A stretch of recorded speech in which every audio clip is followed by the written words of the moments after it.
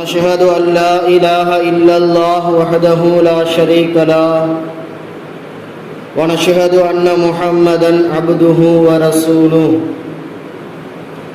أرسله بالحق بشيرا ونذيرا وداعيا إلى الله بإذنه وسراجا منيرا أما بعد فقد قال الله تبارك وتعالى في القرآن العظيم وبالفرقانه المجيد بعد أعوذ بالله من الشيطان الرجيم بفضل بسم الله الرحمن الرحيم توبوا إلى الله جميعا أيها المؤمنون لعلكم تفلحون. وقال أيضا وبالأسحار هم يستغفرون أو كما قال صلى الله عليه وسلم.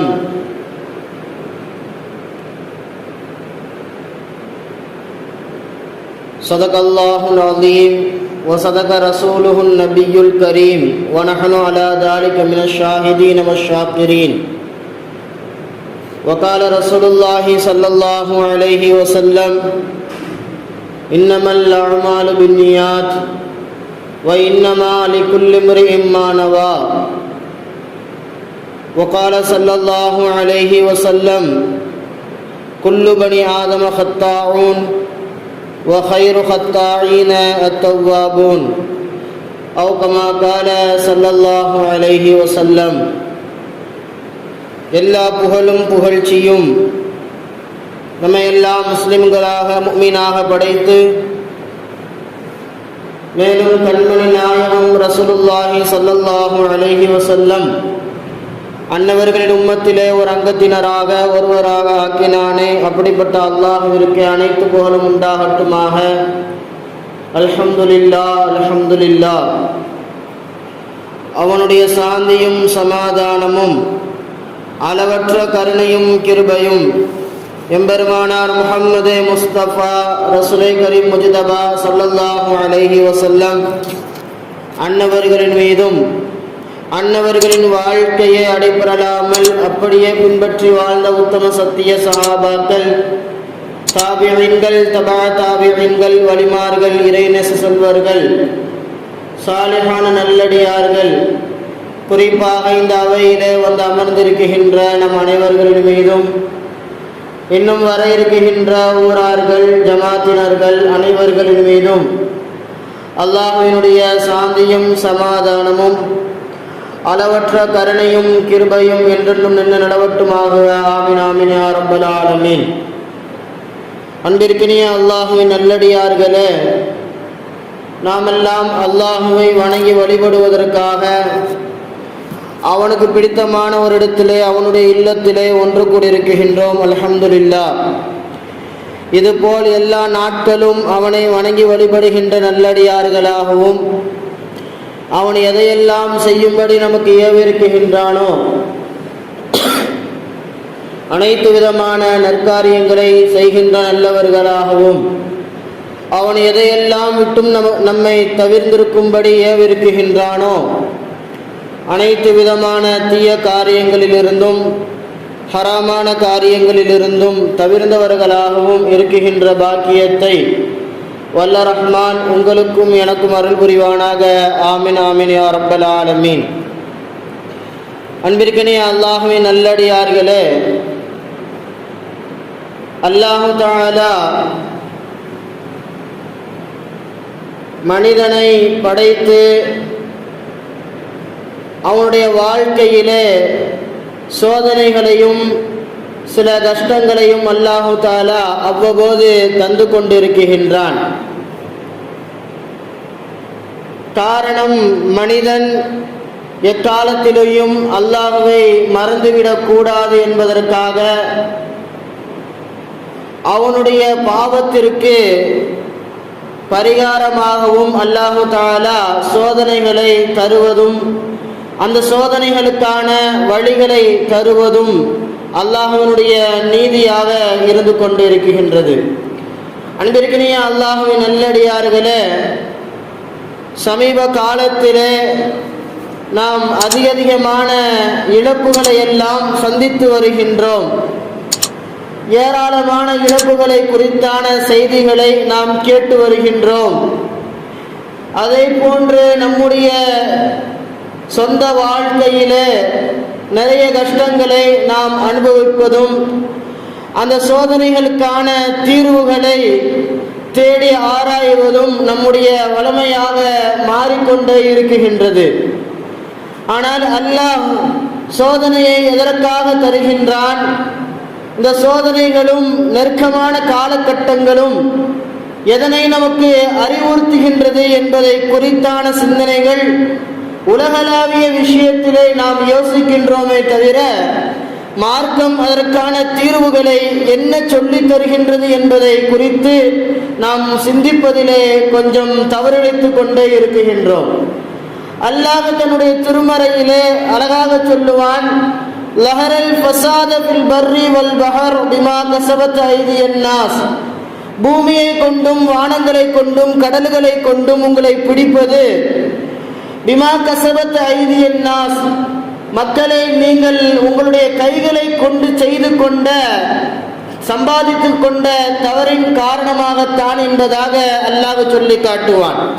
அன்பிற்கினே அல்லாஹ்வின் நல்லடியார்களே, நமக்கு ஒரு சோதனைகள் வருகின்றது என்று சொன்னால் அது குடும்பம் ரீதியாக, ஊர் ரீதியாக, சமூகம் ரீதியாக எப்படி ஒரு சோதனையை நாம் அனுபவித்தாலும் அந்த சோதனைகளுக்கான தீர்வுகளை நாம் யோசிக்கின்ற பொழுது அறிவியல் ரீதியாக பல காரணங்களை சொல்லுகின்றார்கள்.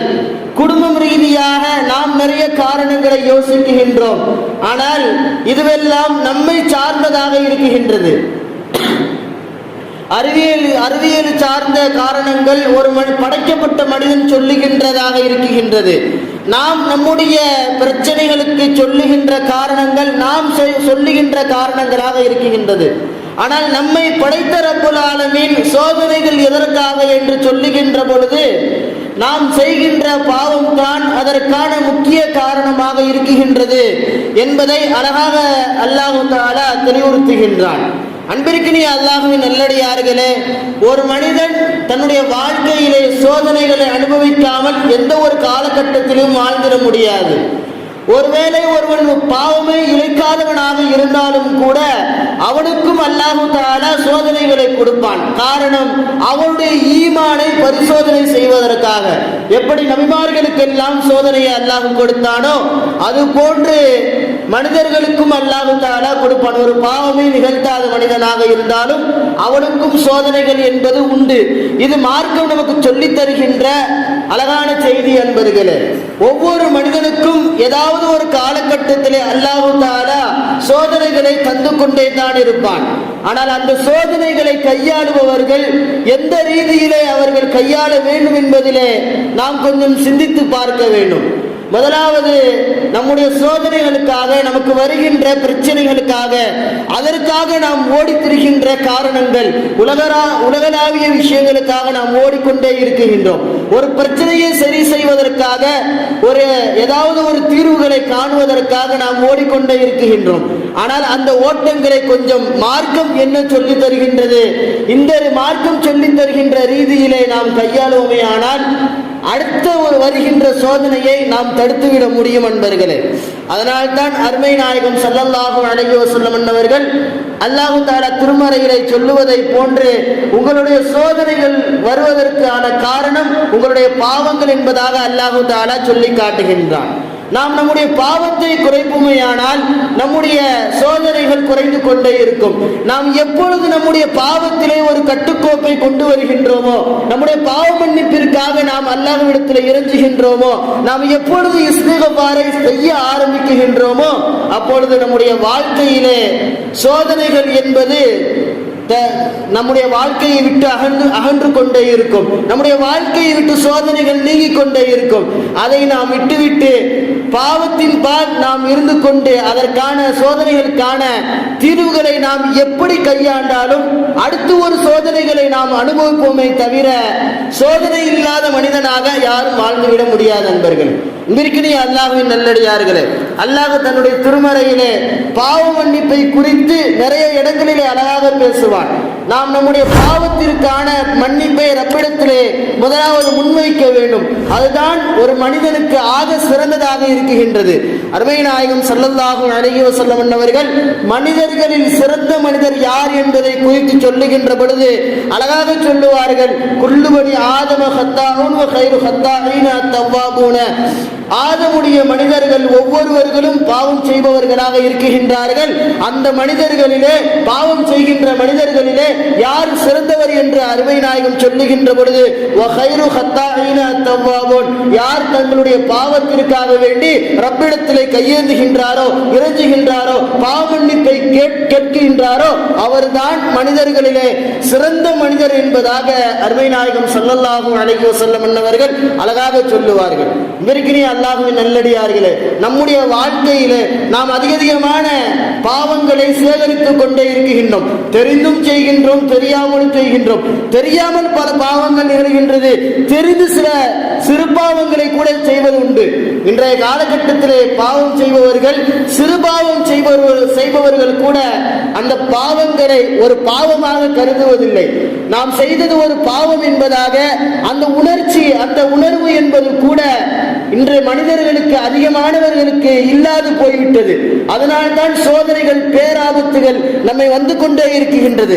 அல்லாஹ் தன்னுடைய திருமறையிலே அழகாக சொல்லுவான், ஒரு சமூகத்தை அல்லாஹ் எதற்காக பிடிக்குகின்றான் என்பதை குறித்து அல்லாஹ் சொல்லுகின்ற பொழுது அழகாக சொல்லுவான், ஃபலா அகதுனா குல்லன் அகதுனா பிதன்பிஹி فمنهم من أرسلنا عليه حاسبا ومنهم من أخذته الصيحة ومنهم من خسفنا به الأرض என்பதாக அல்லாஹ் தஆலா அழகாக சொல்லுவான்.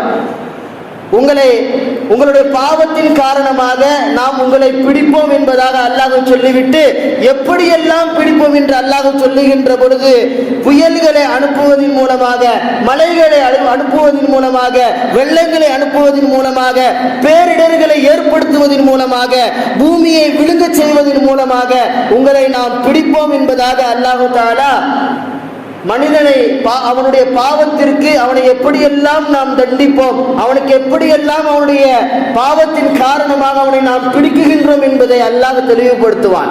இவர்களே அல்லாஹ்வின் நல்லடியார்களே, இன்று நாம் நிறைய செய்திகளை, பேரிடர்களை கேள்விப்படுகின்றோம். காரணம் என்ன? நாம் எங்காவது ஒருவர் பாவம் செய்து கொண்டே இருப்பது, தன்னுடைய பாவத்தை விளங்காமல், நான் செய்வது பாவம் என்று அறியாமல், அதற்கான ஒரு பாவ மன்னிப்பு கூட ரப்பிடத்திலே கேட்காமல், சக மனிதரிடத்திலே கேட்காமல் வாழ்ந்து வருவது, ஒரு பாவத்தை பாவமாக நினைக்காமல் பாவத்தை அதிகமாக செய்வது ரப்பிடத்திலே அது ரப்பினுடைய கோபத்தை அதிகமாக்கி அல்லாஹ் அந்த சமூகத்தை பிடிப்பதற்கு ஒரு முக்கிய காரணமாக ஆகிவிடுகின்றது. நான் அடிக்கடி சொல்வது உண்டு, யூனுஸ் அலைஹிஸ்ஸலாம் அவருடைய காலகட்டத்திலே அழகாக யூனுஸ் அலைஹிஸ்ஸலாம் அவருடைய அல்லாஹ் தஆலா ஒரு சமூகத்திற்கு நபி இஸ்லாத்தை எத்தி வைப்பதற்காக அனுப்புவான். யூனுஸ் அலைஹிஸ்ஸலாம் அவர்கள் அந்த சமூகத்திலே தங்களுடைய ரப்பை குறித்தான இஸ்லாத்தினுடைய விஷயங்களை சொல்லுவதற்காக செல்லுவார்கள். மக்களிடத்தில் இஸ்லாத்தை குறித்தான விஷயங்களை சொல்லுவார்கள். ஆனால் அந்த மக்கள் யூனுஸ் அலைஹிஸ்ஸலாம் அவருடைய பேச்சை கொஞ்சமும் காது வாங்காமல் நடந்து கொண்டே இருப்பார்கள். ஒரு கட்டத்திலே வெறுப்படைந்த யூனுஸ் அலைஹிஸ்ஸலாம் அவர்கள் அல்லாஹ்விடத்திலே சொல்லிவிடுவார்கள். அல்லாஹ் சொல்லிவிடுவான், நீங்கள் ஊரை விட்டு வெளியேறுங்கள், அவர்களை நாம் பிடிக்க இருக்குகின்றோம் என்பதாக சொல்லுகின்ற பொழுது யூனுஸ் அலைஹிஸ்ஸலாம் அவர்கள் இதை குறித்து அந்த மக்களிற்கு சொல்லிவிட்டு அந்த மக்களை எச்சரித்து விட்டு அந்த ஊரை விட்டு வெளியேறுவார்கள். மறுநாள் காலை அந்த மக்களை பிடிப்பதற்கான, வேதனை இறங்குவதற்கான தயாரிப்புகளை அல்லாஹ் செய்கின்ற பொழுது ஒன்றும் செய்ய மாட்டான். வானத்தில் இருந்து அல்லாஹ் தஆலா ஒரு கருமேகத்தை அல்லாஹ் அந்த ஊரின் பக்கம் அனுப்புவான். அந்த கருமேகத்தை இதுவரை பார்க்காத அந்த மனிதர்கள் கொஞ்சம் பயந்து விட்டு யூனுஸ் அலைஹிஸ்ஸலாமுடைய வார்த்தையை கவனிப்பார்கள். அல்லாஹ் நமக்கான வேதனையை தருவதற்கு தயாராக ஆகிவிட்டான் என்பதாக நினைத்து கொண்டு அவர்கள் ஒரு ஆலிமிடத்திலே சென்று யூனுஸ் அலைஹிஸ்ஸலாமுடைய தேடுவார்கள். யூனுஸ் அலைஹிஸ்ஸலாம் ஊரை விட்டு வெளியே சென்று விட்டதால் அவர்களை அங்கு பார்க்க முடியாது. உடனே ஒரு ஆலிமிடத்திலே சென்று கேட்பார்கள். ஆலிம் அதற்கான தீர்வை சொல்லித் தருவார். நீங்கள் அல்லாஹ்விடத்திலே பாவ மன்னிப்பு கேளுங்கள் என்பதாக சொல்லித் தருகின்ற பொழுது அந்த மக்கள் அல்லாஹ்விடத்திலே கையேந்துவார்கள். தங்களுடைய பாவத்தை குறித்து அல்லாஹ்விடத்திலே பாவ மன்னிப்பை கேட்பார்கள். அவர்கள் கேட்ட அந்த பொழுது அவர்களுக்கு வந்த அந்த சோதனை நீங்கிவிடும். அல்லாஹ் இதனை திருமறையிலே அழகாக பதிவு செய்கின்றான்.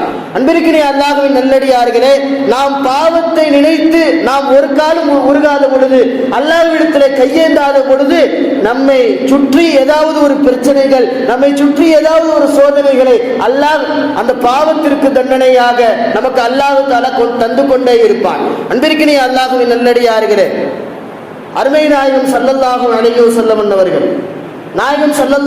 வஸல்லம் அவர்கள் எந்த ஒரு பாவமும் செய்யாதவர்கள், நமக்கெல்லாம் தெரிந்த விஷயம். ஆனால் நாயகம் ஸல்லல்லாஹு அலைஹி வஸல்லம் அவர்கள் அழகாக சொல்லி தருகின்றார்கள். யா அய்யுஹன் நாஸ், மக்களே, நீங்கள் அல்லாஹ்விடத்திலே தூபு இலல்லாஹ், அல்லாஹ்வின் பக்கம் நீங்கள் பாவ மன்னிப்பை கேளுங்கள். இன்னி நிச்சயமாக நான் நான் அல்லாஹ்விடத்திலே பாவ மன்னிப்பு தேடுகின்றேன். ஒரு நாளைக்கு 100 முறை நான் அல்லாஹ்விடத்திலே பாவ மன்னிப்பு தேடுகின்றேன் என்பதாக அருமை நாயகம் ஸல்லல்லாஹு அலைஹி வஸல்லம் அவர்கள் தங்களுடைய வாய்மொழியாக சொல்லுகின்றார் என்று சொன்னால், அதனை தன்னுடைய வாழ்க்கையிலே ஒவ்வொரு நாளும் அருமை நாயகம் 100 முறை இஸ்திக்பார்கள் செய்திருக்கின்றார் என்று சொன்னால் நாம் கொஞ்சம் சிந்திக்க வேண்டும். பாவமே அறியாத பெருமானார் ஒரு நாளைக்கு 100 முறை என்று சொன்னால், சர்வசாதாரணமாக சிறுபாவங்களை செய்து கொண்டு அதுவெல்லாம் பாவமா என்று எண்ணுகின்ற நாம், அதையெல்லாம் பாவம் இல்லை என்பதாக சொல்லுகின்ற நாம் கொஞ்சம் சிந்தித்து பார்க்க வேண்டும். நம்முடைய வாழ்க்கையிலே பாவ மன்னிப்பு என்பது எந்த அளவிற்கு அவசியமானதாக இருக்குகின்றது என்பதை.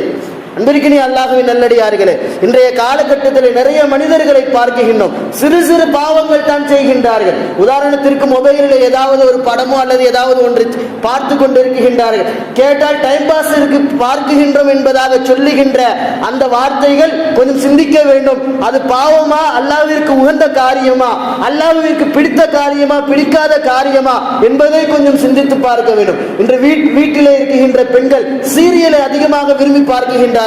இது போன்ற அல்லாஹ்வினுடைய சிந்தனைகளை கொடுக்காத எந்த ஒரு செயலை செய்தாலும் அதுவும் மார்க்கத்திலே ஒரு பாவமான காரியமாகத்தான் எழுதப்படும். அன்பிற்கினிய அல்லாஹ்வின் நல்லடியார்களே, வீணான காரியங்களை அதிகமாக செய்பவர்கள் சிறு சிறு பாவங்களாகத்தான் இருக்குகின்றது. ஆனால் அதனை நாம் எந்த ஒரு காலத்திலும் பாவமாக கருதுவதில்லை. அருமை நாயகம் ஸல்லல்லாஹு அலைஹி வஸல்லம் அவர்கள் இப்படி சொல்லுவார்கள். அனஸ் ரலியல்லாஹு அவர்கள் அறிவிக்கின்றார்கள், ஒரு மனிதன் சிறு சிறு பாவங்களை செய்வான், சிறு சிறு பாவங்களை செய்கின்றார்கள். ஆனால் அந்த பாவத்தை அவர்கள் பாவமாகவே கருதுவதில்லை. எந்த அளவிற்கு அவர்கள் அதனை பாவமாக கருதுவதில்லை என்பதாக அருமை நாயகம் சொல்லுகின்ற பொழுது அனஸ் ரலியல்லாஹு அவர்கள் சொல்லுகின்றார்கள், தங்களுடைய முடியினுடைய அந்த ரோமத்தினுடைய அளவை விட மிகவும் மெல்லியதாக அவருடைய சிந்தனைகள் இருக்குகின்றது. அதனை பாவம் என்பதை கருதாமல் அவர்கள் அதனை அசால்ட்டாக விட்டு செல்லுகின்றே இருக்கின்றார்கள். இப்படி ஒரு காலம் வந்துவிட்டது என்று சொன்னால் அந்த மனிதனிடத்தில் பெரும்பாவம் நிகழ்வதற்கு இந்த சிறுபாவங்கள் காரணமாக ஆகிவிடுகின்றது என்பதாக அருமை நாயகம் ஸல்லல்லாஹு அலைஹி வஸல்லம் அவர்கள் அழகாக சொன்னார்கள் என்பதாக அனஸ் ரலியல்லாஹு அவர்கள் அறிவிப்பார்கள். இன்றைய காலகட்டம் அப்படித்தான் இருக்குகின்றது. நாம் சின்ன சின்ன பாவங்களை செய்கின்றோம். ஆனால் அந்த சின்ன பாவங்களை பாவமாக கருதாததின் காரணமாக பெரும்பாவங்கள் நம்மிடத்திலே நிகழ்வதற்கு இந்த சிறுபாவங்கள் காரணமாக ஆகிவிடுகின்றது. இந்த சிறுபாவங்கள் ஒரு காரணமாக ஆகிவிடுகின்றது. கஸாலி ரஹ்மத்துல்லாஹி அலைஹி அவர்கள் இந்த ஹதீஸிற்கு அழகாக உதாரணம் சொல்லுவார்கள். சொல்லி நான் என்னுடைய உரையை முடிக்குகின்றேன். அழகாக சொல்லுவார்கள், சிறுபாவம் என்பது எப்படி என்று சொன்னால், ஒரு கல்லை எடுத்துக்கொள்ளுங்கள், அந்த கல்லிலே ஒரு வாளி பக்கெட் தண்ணியை எடுத்துக்கொண்டு அந்த கல்லிலே ஊற்றுங்கள். அந்த கல்லு ஈரமாகவே தவிர எந்த ஒரு அசரவையும் அந்த கல்லிலே தெரியாது. ஆனால் இது பெரிய பாவம். ஒரு சிறு பாவம் என்பது எப்படி ஆகும் என்பதை அழகாக சொல்லுகின்ற கசாலி இமாம் அவர்கள் சொல்லுவார்கள். ஒரு கல்லை வைத்து அந்த கல்லிலே ஒவ்வொரு சொட்டாக தண்ணீரை சொட்டுவதை போன்று தயாரிப்புகள் செய்துவிட்டு சிறிது நாட்கள் சென்று அந்த கல்லை பாருங்கள், அந்த கல்லிலே அந்த தண்ணீர் சொட்டிய இடங்களிலே ஏதாவது ஒரு வட்டமாக குழிகள் உளுந்துவிடும். இந்த குழிதான் அந்த சிறுபாவம் சின்ன சின்னதாக நீங்கள் செய்ய செய்ய செய்ய அது வாழ்க்கையிலே அந்த கல்லை எப்படி ஒரு ஆபத்தாக ஒரு குழியை விழ செய்ததோ, இது போன்ற ஒரு மனிதன் தங்களுடைய வாழ்க்கையிலே சிறுபாவத்தை செய்ய செய்ய அவருடைய வாழ்க்கையிலே பெரும்பாவங்கள் நிகழ்வதற்கு அது ஒரு ஆபத்தாக, அல்லாஹ்விற்கு பிடிக்காத ஒரு காரியத்தை செய்வதற்கு இந்த சிறுபாவங்கள் ஒரு காரணமாக ஆகிவிடுகின்றது என்பதாக கசாலி இமாம் அவர்கள் தங்களுடைய இந்த ஹதீஸிற்கு விளக்க உரையிலே எழுதுவார்கள். இதற்கினே அல்லாஹ்வின் நல்லடியார்களே, நாம் அல்லாஹ்விடத்திலே கொஞ்சம் கையேந்த வேண்டும். அவனிடத்திலே நம்முடைய பாவத்திற்காக நாம் கொஞ்சம் கையேந்து விடுவோமையானால், நாம் அல்லாஹ்விடத்திலே இஸ்திக்பார்கள் செய்ய ஆரம்பிப்போமையானால், நம்முடைய வாழ்க்கையிலே எந்த ஒரு காலகட்டத்திலேயும் சோதனைகளும் நிகழாது. அல்லாஹ் நமக்கு பிடித்தமான விஷயத்தை நம்மின் மீது ரஹமத்தை அல்லாஹ் தஆலா இறக்கிக் கொண்டே இருப்பான். அன்பிற்கினே அல்லாஹ்வின் நல்லடியார்களே, அல்லாஹ்விடத்திலே பாவ மன்னிப்பு கேட்கின்ற நல்லடியார்களாக வல்ல ரஹ்மான் உங்களையும் என்னையும் ஆக்கி அருள் புரிவானாக. அல்லாஹ்விடத்திலே கையேந்தி நம்முடைய பாவம் முழுவதும் மன்னிக்கப்பட்ட நல்லடியார்களாக நாளை மறுமையிலே அல்லாஹ்வை சந்திக்கின்ற பாக்கியத்தை வல்ல ரஹ்மான் நம் அனைவருக்கும் தருவானாக. சிறந்த மனிதர்களாக அல்லாஹ் நம்மை ஆக்குவானாக. வாஹிரு தஅவானா அல்ஹம்துலில்லாஹி ரப்பில் ஆலமீன். அஸ்ஸலாமு அலைக்கும் வரஹ்மத்துல்லாஹி தஆலா வபரகாத்துஹு.